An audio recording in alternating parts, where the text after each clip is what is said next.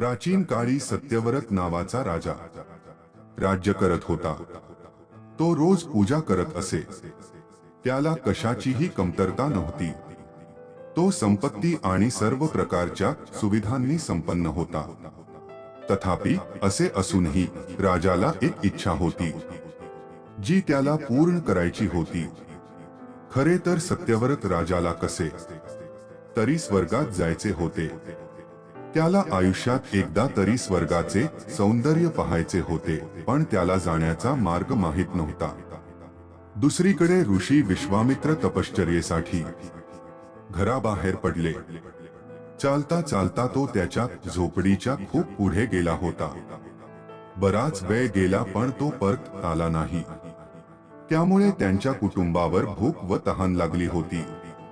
राजा सत्यव्रत यांना हे कळताच त्यांनी विश्वामित्र ऋषींच्या कुटुंबाची काळजी घेण्याची जबाबदारी घेतली। काही वेळाने मुनिवर परत आले तेव्हा आपल्या कुटुंबाला चांगले पाहून त्यांना खूप आनंद झाला। त्याने विचारले की त्याच्या अनुपस्थितीत त्याची काळजी कोणी घेतली। यावर ऋषींच्या कुटुंबियांनी सांगितले की त्यांच्या पालनपोषणाची जबाबदारी राजाने घेतली आहे। हे ऐकून विश्वामित्र ऋषी ताबडतोब राजवाड्यात पोहोचले आणि राजाला भेटले। तिथे गेल्यावर त्यांनी सर्वप्रथम महाराजांचे आभार मानले। यावर राजाने आपली इच्छा पूर्ण करण्यासाठी ऋषींचा आशीर्वाद मागितला।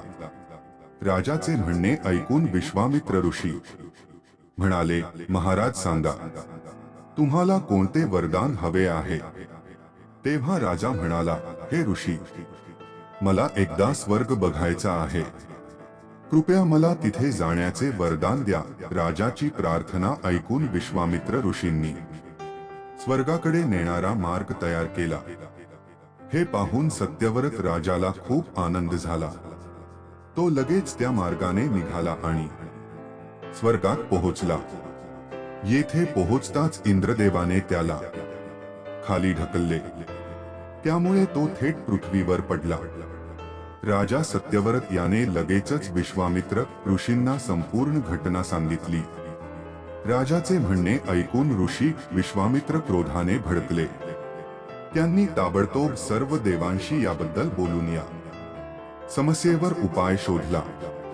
त्यानंतर राजासाठी नवा स्वर्ग निर्माण झाला। कोणालाही त्रास होऊ नये म्हणून पृथ्वी आणि देवांचे स्वर्ग यांच्यामध्ये नवीन स्वर्ग स्थापित करण्यात आला। राजा सत्यव्रत नवीन स्वर्गामुळे खूप आनंदी होता, परंतु विश्वामित्र एका चिंतेने त्रस्त होता। सोसाट्याच्या वायामुळे नवे नंदनवन कोसळेल अशी भीती त्यांना वाटत होती। असे झाल्यास राजा सत्यव्रत पुन्हा पृथ्वीवर पडेल। खूप विचार करून विश्वामित्र ऋषींनी एक उपाय शोधून काढला। त्यांनी नवीन स्वर्गाच्या खाली एक खूप उंच खांब ठेवला, जेणेकरून त्याला आधार मिळू शकेल। असे मानले जाते की नवीन स्वर्गाखाली ठेवलेला खांब एका मोठ्या झाडाच्या खोडात बदलला। इतकेच नाही तर काही काळानंतर जेव्हा सत्यव्रत राजा मरण पावला तेव्हा त्याच्या मस्तकाचे रूपांतर फळात झाले। सर्वजण या खांबाला नारळाचे झाड म्हणू लागले, तर राजाचे डोके नारळ म्हणून ओळखले जाऊ लागले। त्यामुळे नारळाचे झाड इतके उंच वाढते। बोध्या कथेतून आपण हे शिकतो की जर आपण एखाद्याला ख्या मनाने मदत केली तर आपल्या सर्व इच्छा पूर्ण होऊ शकतात। आजची कथा कशी वाटली कमेंट्स करून सांगा। आणि चॅनल वरती नवीन असाल तर लाईक करा आणि सबस्क्राईब करा।